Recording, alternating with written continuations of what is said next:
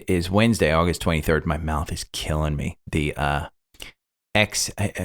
here's an example of a stock. I went Exparel is what I got. It's non-opioid painkiller. And it's up on the screen, and I will put video on both YouTube and Spotify. But Exparel is the painkiller that they put in each one of the 3 wounds that I have for the 3 wisdom teeth that I got taken out. It's great. Went down to the bottom, said, it's Pacira Biopharmacies, because I love this. And so I went up into any one of your Pacira. And I went up and looked at Pacira, and it's PCRX. Now, take a look at this. Looks like it's been beaten down. Looks like a pretty good stock that I could probably trade a little bit because it's a biopharma, so it does fluctuate a lot.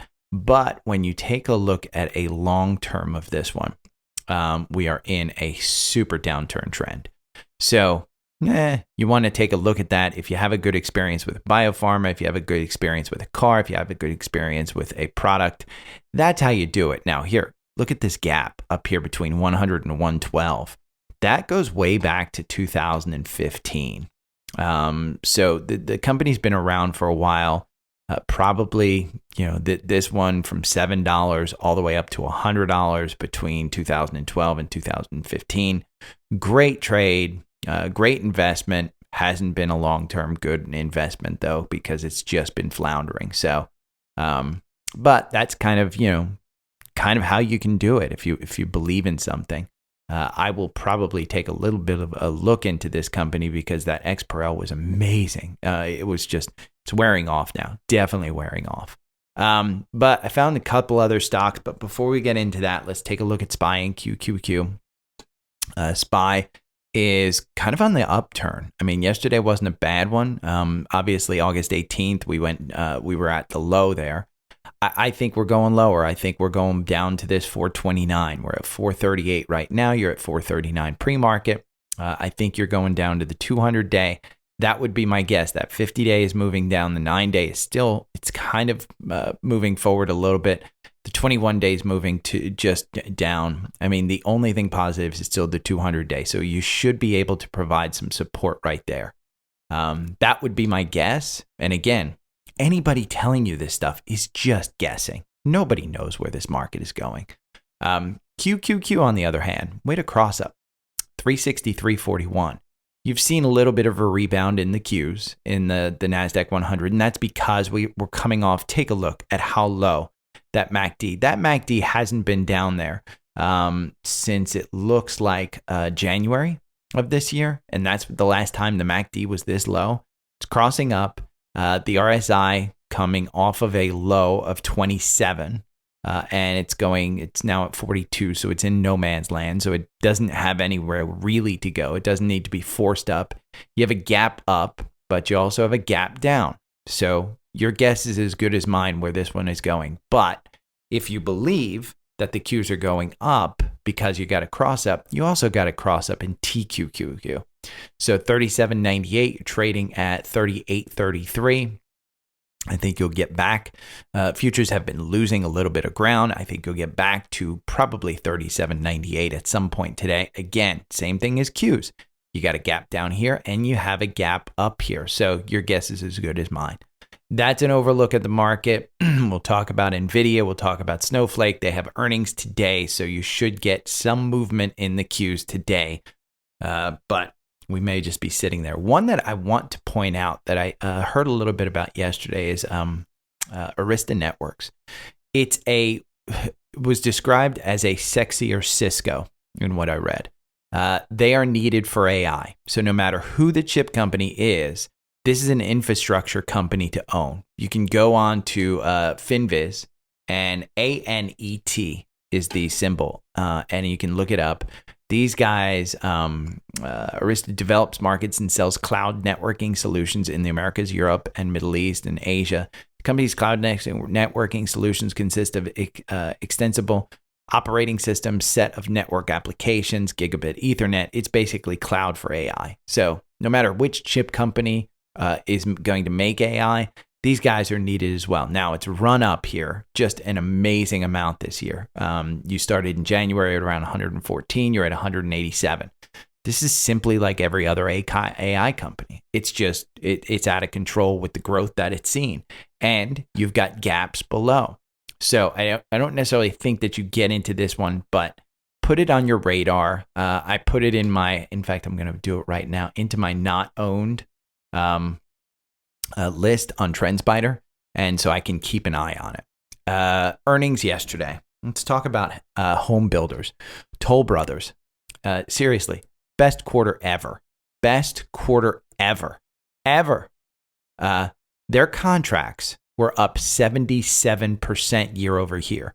They raised guidance, everything going incredibly well. Average price of a house was $1.6 million.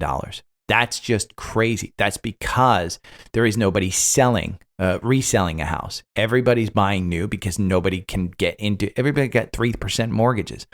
Why are you selling a 3% mortgage to get into an 8%, a 7 or 8% mortgage like you have now? You're not. So new houses have become a premium, and Toll Brothers is one that's taken advantage of that. In pre-market, it's up 2% to 77. You've got 80 in this one. So I think you've clearly seen this double top up here at about 84. I think it goes past that. That was just an amazing quarter. So in my mind, I think you could take this pullback. Another one that I saw, VFS. Is it VFS?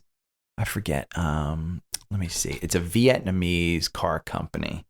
Vietnamese car EV company. There it is. And let's see what the symbol is. I think it's VFS, but I don't know. VinFast. So VinFast is the company and stock. Let's see. VinFast stock. Soars. VFS. Yeah, it is. It's not. It doesn't seem to be in. It's got a small float. So that might be why it's not in TrendSpider. Oh, there it is. VFS. I do have it. Why didn't I type it in correctly? This one was a SPAC, and it came to the U.S. as a SPAC. It was $10. I mean, up until August 8th, it was $10. You're trading at $30 today. It's coming down pretty hard today by 20%. It was up like 40% yesterday. I mean, you got gaps all over the place. Key supplier, it's all on rumors. This one's going to fly. It's got a small float. Let's see what the float is. Let's go over to, and that's why you're seeing incredible volatility on this one. Just look at those candles. Those candles are huge. It's got 2.3 billion shares. That's not huge. Shares floated 1.12. They're making money. It's a good company. The rumor is the key supplier in the EV market is setting up in Vietnam. That would help them. They are building a plant in North Carolina and expect deliveries here in the U.S. on 2025. Keep this. In fact, I'm going to put this in my not owned as well because I want to keep an eye on this one. It's an EV company. It's going to go nuts. Final trades last night were interesting on CNBC. I just happened to be watching it. Tim Seymour said BABA. He doesn't believe that BABA's wrapped up in the China stuff. He believes that BABA's going to continue to go back to 100. He's been saying this. It did get back to 100 here back in early August. Great trade if you got it. The volatility on this one is great. I like it. I like the volatility on this one. IBM was another final trade. This one has been going fairly well. I mean, you can see here 123 back in May. For this month, you think about how bad this month has been. IBM's gone from like 142 to 141. So it's held up. I like it. It's got stability there. And the final trade was XHB. This one is the home builders. And it's the spider sector for home builders. Again, Toll Brothers reports that amazing quarter. And you've got this pullback. So I think that one is a great one as well. Let's talk about some of the stocks that I watch personally. Shopify. I've said I'm going to add to Shopify. Well, we had a cross up on Shopify back a few days ago, August 15th, which is just about like 8 days ago, at 55. You're trading at 53.98. It's right now in pre-market. It's at 54. It's kind of capitulating there. You're seeing it hasn't gotten you out. Now, will that 9-day start to turn positive? We're starting to get some confirmation. At this point, I would say I'm seriously looking at adding to my position. I like this one. It's capitulating. I think it's putting in a bottom. This is a great company that got rid of a lot of their cost, and they're going to start making money again. But it's definitely expensive. Let's talk about PayPal, because a lot of us got into PayPal because we believed that this quarter was going to be good. Quarter wasn't that good. You see on earnings, I think the 50 handle is where you should have gotten this one. They got an upgrade yesterday, I think. Let's look at with a price target. I mean, their average price target is still $86. August 4th downgrade, $65, $75. It's still higher. The problem is, remember, this is margins, and the margins on fintech are not going to go up anytime soon. But overall, this one does seem to be going back to these gaps between 67 and 72. You've covered that gap, this gap back here already. But I continue to say this big gap up here between 83 and 85 is filled at some point. But they have to do something drastic. Those margins are what's taking it down. Now let's talk about Snowflake. Snowflake, they have earnings today. I own this one, and I own it at about 180, I think, is my average purchase price. And it's gotten back up there a couple of times. I might be in the 160s. I just haven't looked at it, but I continually add to it. And it's one or two shares that I add. It's not big lots. It's when it gets down here, I add one or two shares. This is a long-term play for me. It is in my retirement account, so I can get in and out easily, or add shares easily. I just don't seem to take the profits on this one. And I'm probably not doing it right. But here's what I want to point out is earnings season has not been kind this year. And we'll go over that a little bit. I'm going to show you a chart from, I'll put a chart in the newsletter, but earnings last time, this one went from about 180 and it dropped all the way down to the 150s. Well, this time before earnings, you've got the 150s here. Doesn't mean that you couldn't go down to the 130s because you've been in the 130s before. And where a stock has been before, it may go again. Here's what you have to know. If Snowflake reports any kind of, hesitancy in guidance, any kind of hesitancy in their, maybe their contracts aren't as strong, and they don't go from 14 or 15 cents. Maybe they're not at 16 cents per share. Maybe they're at 12 cents per share. This stock will crash down to 120. That will be a buying opportunity. This one is like Palantir. Their software is top notch. So you've got a good opportunity to get into this one. I don't know that I'd play the earnings, but if the earnings even give an instance of, oh my God, things are really good, unlike the last earnings, you could get back up here to the 180s. So I like that one. Costco is one that I watch, and you can see Costco has drastically fallen. Not drastically, but you've gone from the 560s down to the 540s. You still don't have confirmation. You're in this slide. The reason is this one has just run up too much. That 200-day at 520 is going to provide you some support, and that's where you want to sit at. So 520, I think the 520 handles. If you don't have a position, you get into that. You're the only catalyst that you have now is the ex-dividend date, which is coming up on August 24th. Devon is under 50 again. Devon is trading at 49 something, I think. Let's see, 49.17. Market just opened up. Oxy on our 4-hour algorithm. Oxy, you're out with a 10% gain, and you're kind of gapping down on this one with the open. But Oxy with a 10% gain up here. You bought in at 57. You got out at 63. You're trading at 61.98. I'd say sell it in the 62 handle. I think you probably are coming back down to this 200-day at 60. The swing on this one is $60. I seriously think that 64. Remember this, the yellow line is up here because I said this is your resistance level, and this is where you get to, and this is where you drop down from. So I think 62, if you're holding today, I think 62, you'd be lucky to get it. Goldman Sachs. We talk about Goldman Sachs and the banks. The banks just got nailed. I mean, yesterday that everything got nailed. And when we talk about the banks, we want to look at book value. And the way you look at book value is you go over here on the left-hand side of FinViz, and it's book per share, $309. Anytime a bank gets close to its book value, you buy it. It's going to go up. Goldman Sachs is having some problems right now. They're not doing well management-wise. Investment banking is just not doing well for them, but they're going to come back. This isn't a Lehman Brothers. This isn't a banking moment. This is just, they'll come back. Buy it for the long term. I have Moderna, and I've talked about it. Moderna is not one that you buy and hold. Moderna is one that you trade, and that's why it's in the core portfolio to trade. We had a buy-in here at 99.68. With the COVID surge, if I had bought this stock when I got COVID, kind of at the end of July, I'd be even now. But I should have bought it once I recovered from COVID, and it got 99.68. I'd be up like 15% right now. Great trade. So BNTX is another COVID one that kind of gets popped up here. It is the partner where they do BioNTech. They do some COVID stuff as well, and they've gotten beaten down, and they're seeing a huge recovery on this one. You've got confirmation above the 200-day. You've broken that descending wedge. It's a little bit overbought right now, but those are the two that you really want to take a look at. Now, let's put in this. I'm going to open this up because it is a earnings whisperer heat map.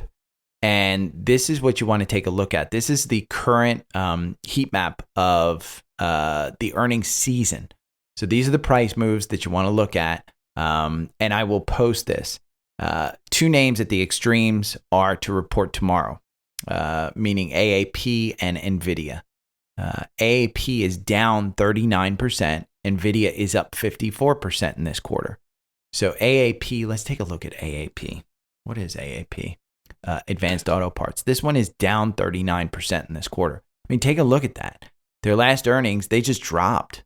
They went from 288 to 72. So you dropped from 109 and you're at $69. They reported $1.43. Nothing. The stock didn't move. The stock literally didn't move. So it's just there. I think NVIDIA, you're kind of going to maybe see that you're going to see one of two things.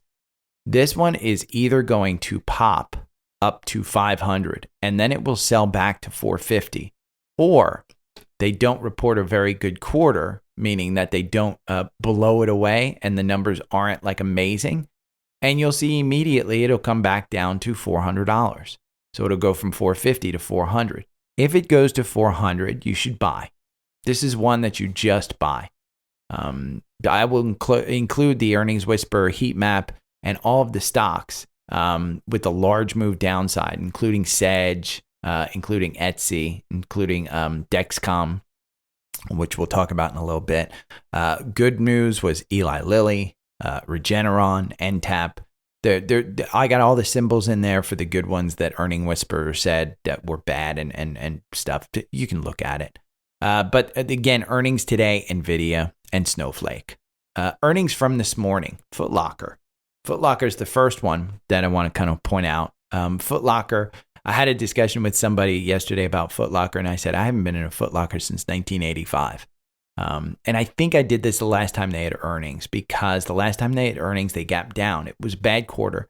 There were a lot of articles out there hyping up Foot Locker, how it's a new CEO, how it's going to be a good one, blah, blah, blah.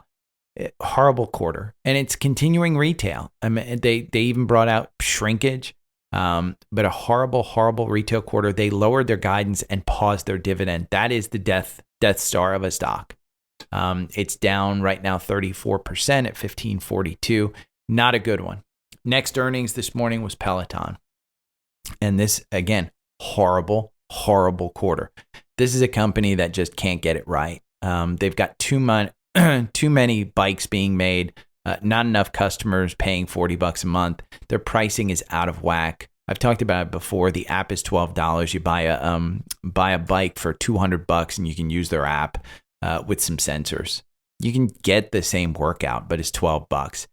They wanted to move to a rental. They haven't done very well, and it's been a horrible, horrible stock. Now, on the other hand, ANF. We're seeing, speaking of 1985, I haven't worn their clothes since 1985, but they're seeing a resurgence. This one's up 15%. This is 2 quarters in a row. Look, 39 cents, and it gapped up from 23 to 26, and you see it broke through the 200-day. And then this time, it's gapping up from 42 to 47. This has been a great trade since May. I mean, you've doubled your money in a freaking retail clothing store. That's what's nuts. So I'm kind of nuts on that one. I wouldn't buy it. I think it's stretched, but they've got some good cash flow and they've got some good, some really good guidance. Dexcom, DXOM, is it? Let's see, Dexcom, DXCM. John from IG, I was wondering if you could go over Dexcom this week in the newsletter since you're off the pod this week. Good luck with your recovery. I'm lucky that I'm back on. Since they're significantly oversold, the price target ranges from 130 to 175. They seem to be trading as solid support. Any feedback appreciated. Again, hope the recovery goes well. So I agree. I tell my dad anytime this thing dipped below 125, buy it, because that's been that's the line that I put in here for quite a while. I mean, you can take a look at it. Look, I mean, that's been a solid trade since November of last year, where if it got up to 125, you just sell it, but you buy it below it. And I continue to think that that's the case. Now, here's the thing that you have to realize. We still don't have a cross up here to cause a buy in the algorithm. I don't think that makes a huge deal because this one is so low on the MACD. I in my mind, if my dad's looking at buying this one again, I'd say buy it. I think I would have probably bought it at that 115 because you had confirmation. You just lost it. Is this one going back down under 100? I mean, let's take a look at long term on Dexcom. I think it's a good stock. You're just hitting the 200 day. And what's happened when you've hit the 200 day? You've gone up. It's a good stock.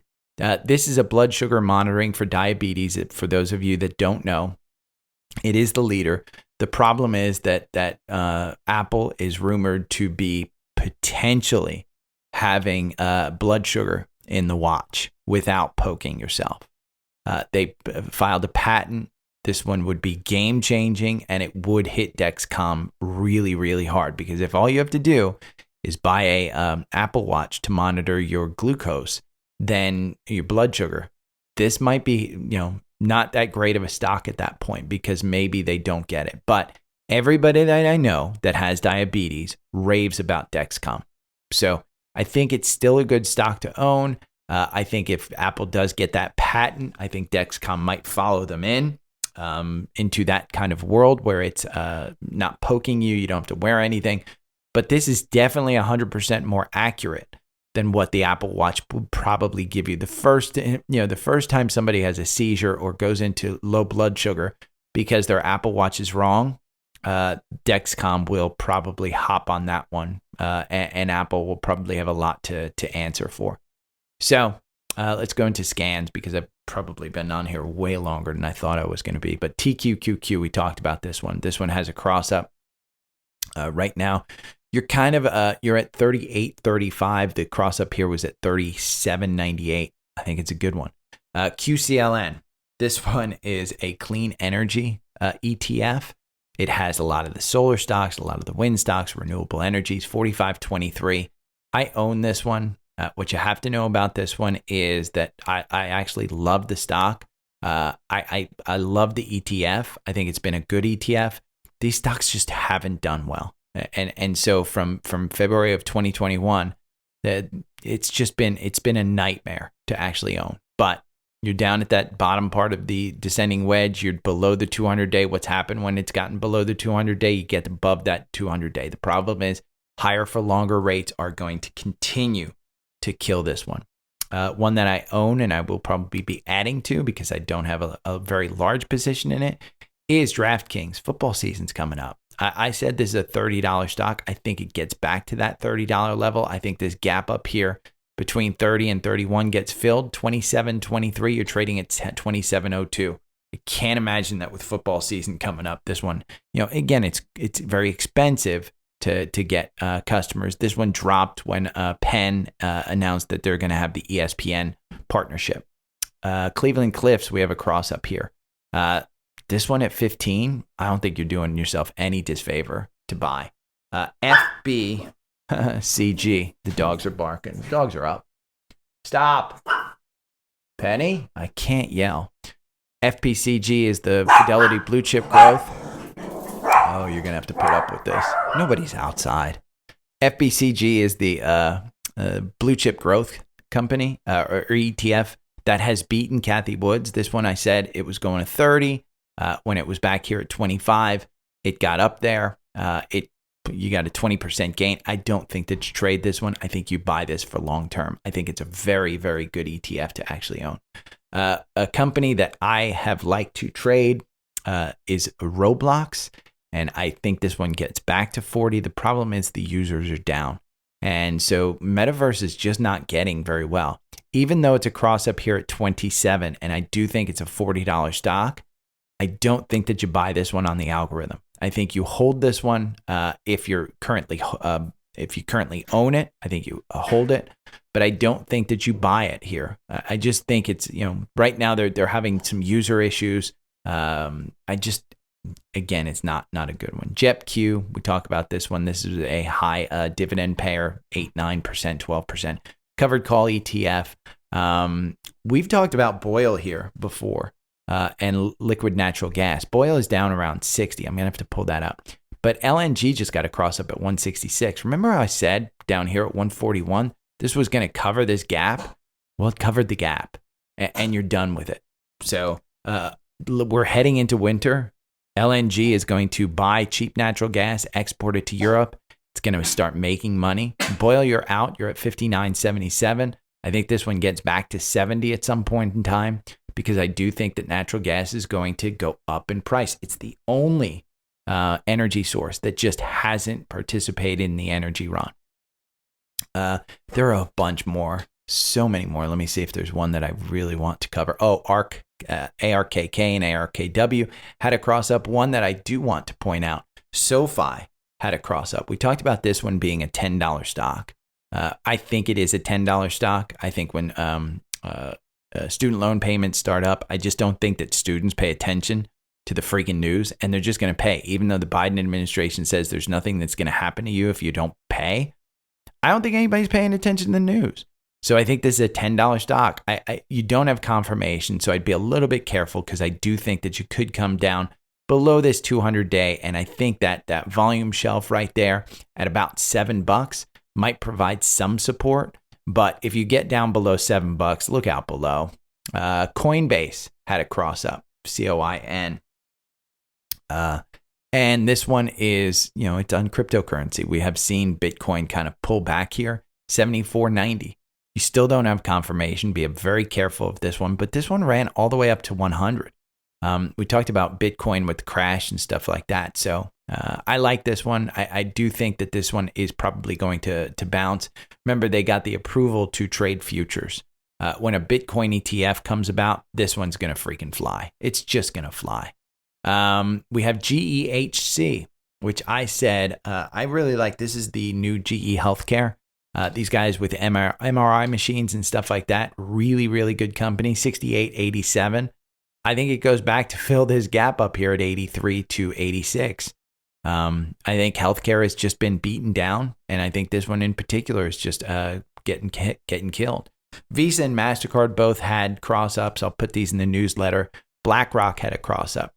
This one is getting killed on commercial real estate. There's rumors that some of these big guys with some of they're underwater in some of their real estate buildings, and they're basically going to banks and saying, you know what, we purchased this. You guys won't give us a loan to actually refurbish the property. Here are the keys. They're just basically turning it back into the bank because they're so underwater with their purchase price. So that's rumors. I wouldn't necessarily buy this one up here. Do I think it's probably going back up to 700s at some point? It's a good company. Do you come back down here to 630s? Maybe. It's a well-managed company. I just don't think there's any problem with it. So it wouldn't be one that I would look at. I'm not looking to buy it. But I am looking at SoFi, I'm looking at NVIDIA, I'm looking at Shopify, I'm looking at PayPal. There's quite a bit that I gave you today. Goldman Sachs, Costco buying on the dip, Snowflake. I think Snowflake's a good one. I own it. Shopify, I'm looking to put more money into. Uber, even Uber. I mean, look at Uber. Talked about, at 44.16. It's kind of capitulating here. A lot of this stuff is capitulating. And what I mean by capitulating is it's just kind of going sideways. And when a stock goes sideways and those Bollinger Bands cinch up, you either go up or down. And Lord knows that the weakness in the markets right now would point to down, but I do like Uber, and I own Uber at like 46, 47. So if you're here, remember Linktree, linktr.ee/daily stock pick. You get all of the links that you need to. TrendSpider 25% off. That's the charts that I show visible. If you have a phone service that you're paying any more than $25 a month, they've got great phone service. That's what I use. And the one link that I think you should use is Webull. If you don't have Webull, if you're trading in Robinhood, get out of Robinhood. Webull is just so much a step up. First off, when you trade, get out of Robinhood, they charge you like $70. It's going to cost you money to get out of there. It's time to get out of there. Just do it. Cut the cord before they go bankrupt. They'll probably get bought by somebody, and then you got a shitty experience of crossing over. But Webull has great desktop software. I think it's the move to go from a Robinhood retail trader to an actual investor. I think that's where Webull really puts you. And I love their app. I liked Robinhood's app, but I think Webull is actually better just because it's a better platform. Plus, you get free stocks. That's the big one. Up to 12 free stocks when you deposit anywhere from $3 to $3,000. Put $100 in there. I put in $1,000, and let's see. I put in $1,000 January 1st. I'm at $1,909. So I like it. And Thinkorswim is really good too. Go girl. I like that one as well. Personally, my big portfolio is in Fidelity. I love Fidelity. If you've got a large portfolio, they provide you significant benefits to get over there. And if you're depositing or transferring more than $2,500 to there, just notify me and I'll hook you up with my guy Stuart. And I think he gives you a couple $100. I get $100, depending on the size that you do, but it's got to be like $2,500. That's why I say Webull. A lot of people don't want to move $2,500, but there are incentives to move that stuff. So if you have any questions, hit me up. The newsletter I will put out, dailystockpick.substack.com. This is daily. It's free. The only thing that I charge for are the weekend newsletters. It's like $8 a month or $80 right now. I will probably up that price again as I get more content out there and archive it. But the Daily Stock Pick newsletter is free. It includes charts like this one yesterday. I think yesterday's newsletter was just spot on. Pod notes, I talked about Pan W and Fortinet. There's the Palo Alto earnings. I included a fun Cartman thing where he says startup and bro down. And the top 5 things every trader should be watching this week. NVIDIA earnings are number 1. Jay Powell's speech is coming on Friday. 10-year yields. Japan and China. Bonus was Bitcoin. I included Zip Trader Charlie in that one. A great video. Why I don't do penny stocks. And you can watch this one. But it's a great newsletter, in my opinion. I think it provides you a lot during the day.